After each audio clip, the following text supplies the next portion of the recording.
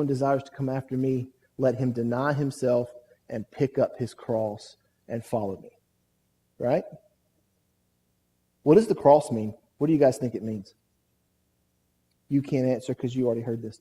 What does the cross mean? The challenges, fears, the things that you dread the most, you can face, the things that you step away from normally. Okay. All right. Okay. Anybody else? Anyone want to take a stab at what the cross means? No. You can't answer. You already know. Yep. I'm sorry? Okay. Here's where it gets fun and interesting. Jesus was arrested by the Roman guards on the order of the Pharisees. And after he had met with Pilate, the very people that he was sent to save, and the very people that heard the gospel first, after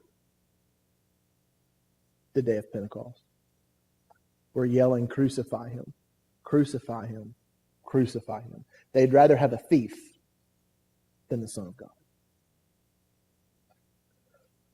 And so they had these weapons called a cat of nine tails, and it was a whip. It had lots of ends on it, and they would put rock, obsidian, volcanic glass, all kind of things. And they would beat him and beat him and beat him and beat him and beat him and beat him and beat him. Then they'd pull his beard out by their hands. Just pull it out. And they'd put that crown of thorns on his head. And they would just punch him and beat him and beat him and beat him. The Bible says he was so disfigured that it didn't look human. His own mother wouldn't recognize him. And then in the ultimate humiliation, naked, they tell him, "Pick up your cross and carry it to Golgotha where we'll nail you to it."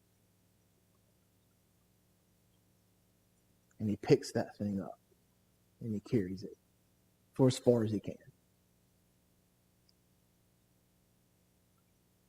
The cross in the Aramaic that Jesus literally spoke out of his own mouth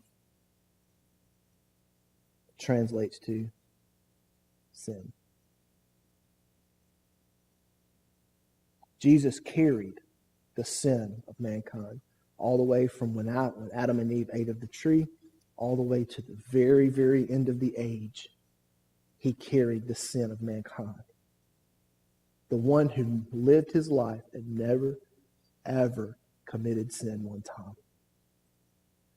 He carried all our sin. Every bit of it. Past, present, and future.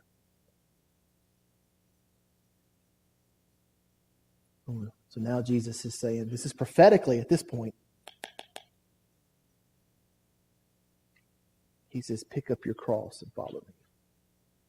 What's he saying? Stop waiting to get your life together. Pick up the stuff you're struggling with. Pick up the sin that you're dealing with. Pick up the fears, the anxieties, the shortcomings. Pick up all that stuff, that junk and that garbage. Pick it up and just follow.